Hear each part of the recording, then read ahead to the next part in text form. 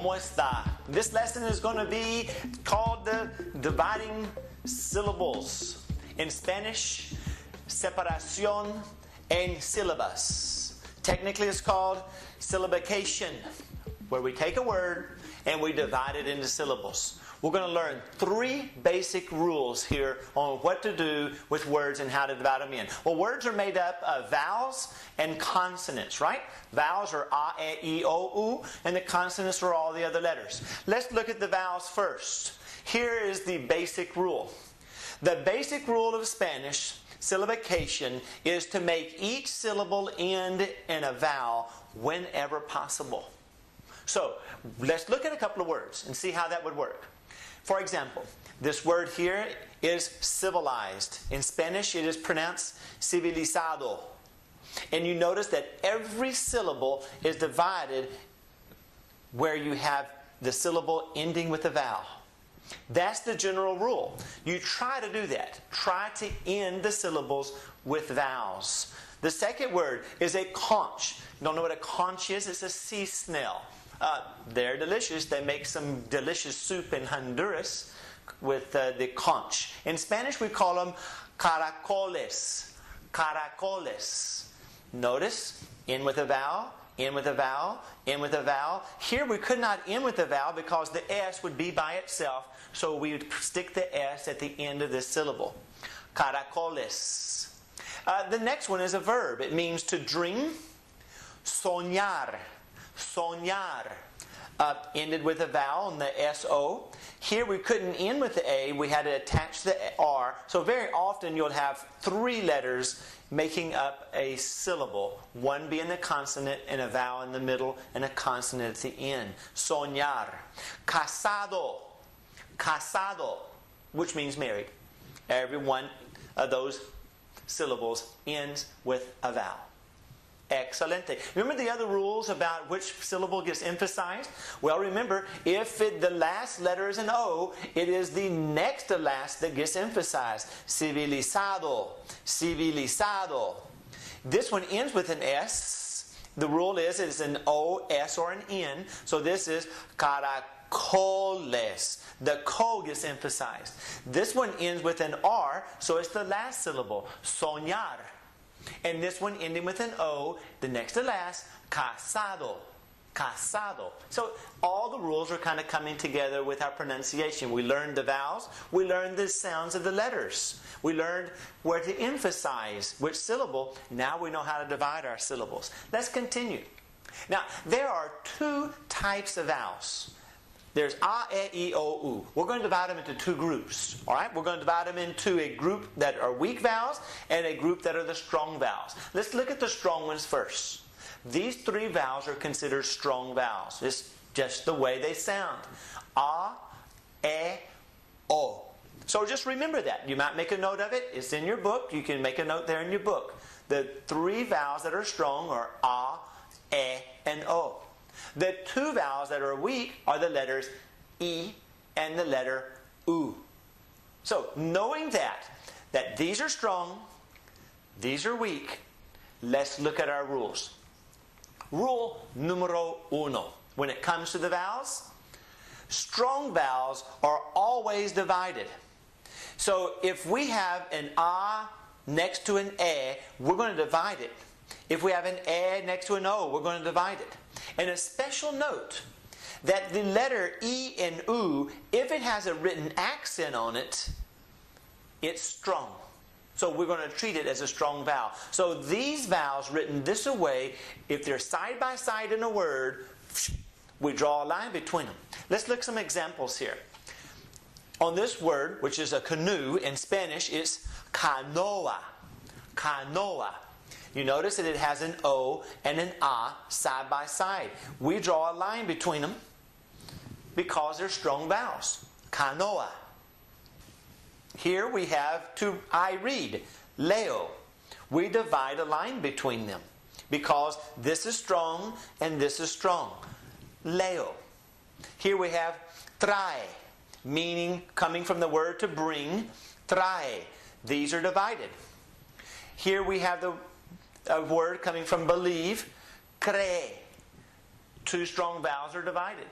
Here, remember, the E, if it has an accent on it, is also considered strong. So with this strong vowel and this strong vowel, we have to divide them. And we have the word rio. El Rio Grande. Rio meaning river. Another example of that is dia, which means day. So strong vowels are always separated. Rule number 2. Weak vowels are never divided. Never do we separate the weak vowels from any other vowel. Not just weaks from weaks, but a weak vowel next to a strong vowel. Look at some examples here. Here we have a weak vowel in the word bueno, and it's right next to a strong vowel. But the rule says never separate the weak vowel. So we keep these together in one syllable and they form one sound. You can distinctly hear the U and you can distinctly hear the E, but they are blended together as a diphthong as one sound. Bueno. Say it. Bueno. You hear the bu, the E, and the no. Bueno. Bueno. Excelente. The next one. Here we have an U next to an E. Now this E has an accent on it, but who cares because it was strong anyhow. So it just makes it still strong. So the word is pronounced después. Después. The next one is pronounced necesario. Necesario. We're keeping the E and the O together because it's weak and strong. Necesario. Avión. Avión. Read that with me. Avión. Piensa. Piensa. Buenos. Buenos. We could say buenos días. Ciudad. Ciudad. Gracias. Gracias. Excelente. So you see how you divide your words into syllables. Now, remember though, that the E and the U, if they have written accents on them, they are considered strong. So if you have words where you have an accent on them, divide them if they are next to a strong vowel. So we have dia, teoría, tío, baúl. Excelente. Let's look at the consonants now. That's all the other letters of the alphabet. The general rule is you divide consonants. If you have two consonants side by side in a word, the general rule is you separate those consonants. That's the general rule. Let's look at these real quick. Enfermo. Enfermo. I separated the N and the F. I took them apart. Enfermo. Here I separated the N from the D. Bandera. Now notice that the CH is not separated. We do not separate them because it's actually one letter. It's the third letter or the fourth letter of the alphabet. A, B, C, Che. So the CH stays together because it's in the alphabet as one letter. Muchacha. Muchacha. Accidente. Accidente. Double C is separated. Doctora. The T and the C are separated. Castillo. Castillo. Read that with me. Castillo. Castillo. Here we have the S and the T are separated, but also notice that the double L is not separated. Why? Because it's one letter. It's one letter in the alphabet, the E. So we would never separate it. We would never separate the double R either. Arroz. Read that one. Arroz. Because the double R is actually one letter. Innato. Innato. The double N is separated. So the general rule is where you have two consonants side by side, you're going to divide these consonants. Separate them into separate syllables. Now, here's a special note. Just as I mentioned, the letter CH, the double L, and the double R are never divided because they are actually individual letters. It's the Che, the Eye, and the R. So don't divide those. Keep them in the same syllable. Treat them as one letter. Muy bien. Now, there's this minor exception to this rule. The minor exception comes with the letter L and the letter R. The L and the R are never separated from any consonant that precedes them, unless it's an S. I know it sounds a little complicated. So let's look at some examples here. Now, this is in your book. You can get it right out of your book also. For example, the rule says that the letter L is never separated from another consonant that precedes it. So here the B comes in front of the L, so they're going to combine together and stay in the same syllable. Hablar. Read that? Hablar. Here's another example. The T and the R. The R is preceded by another consonant. Atrás. Read it. Atrás. One more time. Atrás. Abrir. Abrir. Padre. Padre. Completo. Completo. Isla. Isla. Opresivo. Opresivo. And the last one, siglo. Siglo. Excelente. Some examples here about the S. If you notice, I told you that if the L or the R comes in front of the S, you have to separate them. The S is the exception to the exception. All right? Muy bien. At least you've got them down. There's a chart that you should be able to print from the website if you're online. If not, your teacher should give it to you in class. So you should have a chart about these simple rules so you can follow along with it. Not something you have to memorize. Just have it handy so that if you find a word that you're having difficulty pronouncing, you can come back and look at your rules for separating syllables. Divide and conquer.